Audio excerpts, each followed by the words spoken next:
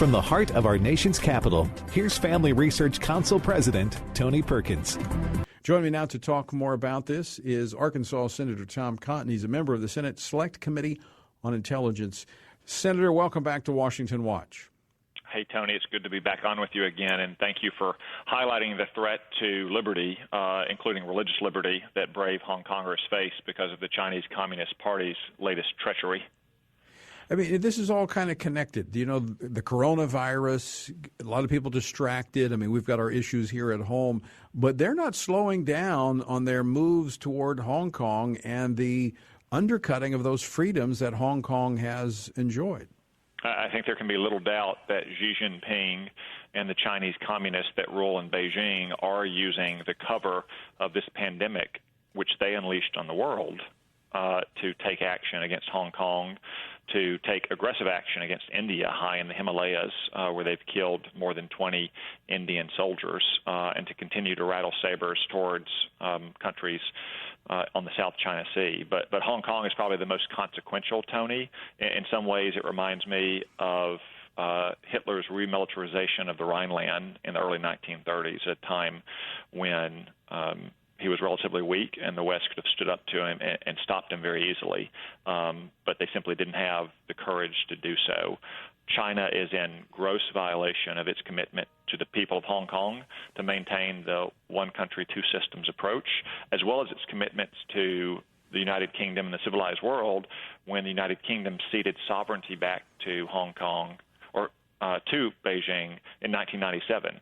That one country, two systems approach was supposed to last 50 years. Here we are, not even halfway to that point, and this law will grossly violate the liberties of Hong Kongers. It will set up an independent judiciary, in effect, to allow Hong Kongers to be extradited to the mainland and possibly sent to political prisons and never heard from again. I'm glad you set the stage there by going back to the history of this, because I think people lose that in all of this conversation. 1997, this treaty, this agreement reached that within 50 years, then Hong Kong would be back under the Chinese government. But in the meantime, you would have one country but two systems, allowing the freedoms, as you pointed out. Now, let me just ask you this question for the benefit of our listeners, Senator Cotton. Why does it matter if it happens 25 years into this or 50 years into this? Tony, it's another example of how you cannot trust a communist power. We couldn't trust the Soviet Union. We cannot trust Red China either. They made a basic commitment to preserve something like the status quo in 1997. They're grossly violating that status quo, and they're doing so in a thriving, vibrant, democratic society. Hong Kongers have their own elections for their local legislative councils. They enjoy rights of freedom of speech, freedom of assembly, freedom of worship, many other rights that we sometimes take for granted, but the subjects of communist China and mainland China certainly don't take for granted.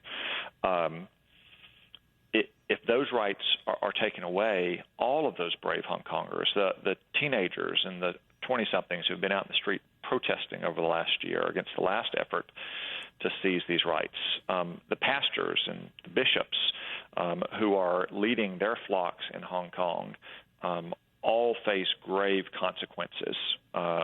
We see how Beijing treats Christians on the mainland, right, smashing churches or breaking into and busting up the so-called house churches where Christians try to worship our God. That's not the way it works in Hong Kong. In Hong Kong, they openly worship. They have the right to practice their religion as they see fit, just like they have the right to protest in the streets or to speak their minds or to publish their opinions. This so-called national security law is so broad that it will allow Beijing to essentially crack down on all of those rights and ultimately imprison back on the mainland anyone who tries to practice them. So the separation of the two systems is in name only, because Beijing will be calling all of the shots. In fact, they'll be setting up an office there to oversee what takes place in Hong Kong, and so they will be exercising control de facto control over the entire country. But is it not also a part of the thinking? 50 years, you have, as you pointed out, a vibrant democracy, blossoming economy, that, by allowing those two countries, one country but two systems, I should say, but the different approaches that in part maybe Hong Kong would prompt a lot of the folks in China to long for the same type of freedoms and prosperity that those in Hong Kong are enjoying. And is that not why maybe Hong Kong or Beijing rather is moving to cut this short, because they know the discontent of many, many people in China? Beijing definitely fears Hong Kong as an outpost of freedom and prosperity among the Chinese people. We know that Chinese people, like people everywhere, long to live in freedom, to live in prosperity, to provide for their families and give their children a better life. They are not allowed to do so by the Communist Party in Beijing. They can see, despite the great firewall around the Chinese internet, occasional glimpses of what it is like in Hong Kong. And that's why China, especially under Xi Jinping, has repeatedly tried to crack down on Hong Kong and to deny them their autonomous status in violation of China's international commitments. They failed before, just like they failed last summer. They are now using the cover of this pandemic to crack down in Hong Kong, and they think they can get away with it. And they may even be willing to accept the dire economic consequences the civilized world will impose on them, precisely to avoid that political risk of Hong Kong being a shining example to mainland Chinese of what it would be like to live with freedom and not under the thumb of the Chinese Communist Party. In addition to actually seeing some of the overseeing some of the prosecutions of crimes, they will also, under this new rule, this new law, oversee education as it pertains in the public schools as it pertains to national security. Of course, that's a very broad umbrella. What is the United States, what are other countries doing to address this breach of agreement between China and the international community? Yeah. Tony, I think it would be better said that they will be allowed to oversee re-education, because that is exactly what Beijing intends to do, as they've done with other persecuted minorities in mainland China, is to re-educate, especially the youth of Hong Kong, and turn them against democracy, against freedom. You mentioned they'll set up a special office, because the Office for Preservation of National Security, an Orwellian name if there ever was one. And while some of these terms may seem innocuous, like secession or subversion of state power, terrorism, they also talk about collusion with foreign or external forces to endanger national security.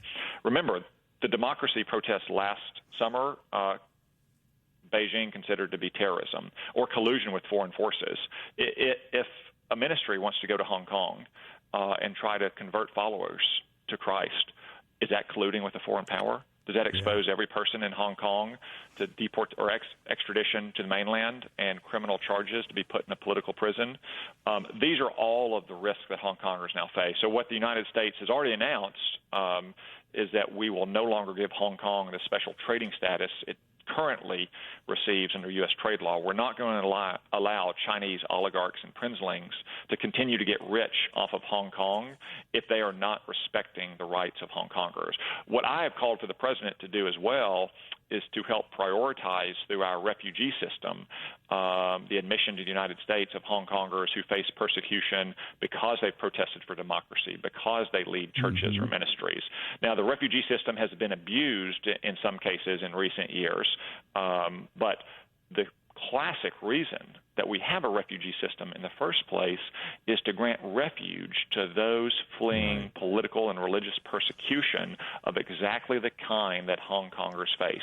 And we should work with all of our allies in Taiwan, in Japan, in the Philippines, in Australia to help those Hong Kongers as well. I commend the United Kingdom, by the way, for giving up to 300,000 Hong Kongers refuge in the UK. Yeah, this would be a great use of that provision of our law, because you are absolutely right. Those folks will be prime targets by the Chinese communists. Senator Tom Cotton, as always, thanks so much for joining us, and thanks for keeping an eye on what is happening around the world while we tend to be a little distracted by what's happening here domestically. These issues matter in the long run. So thanks so much for joining us.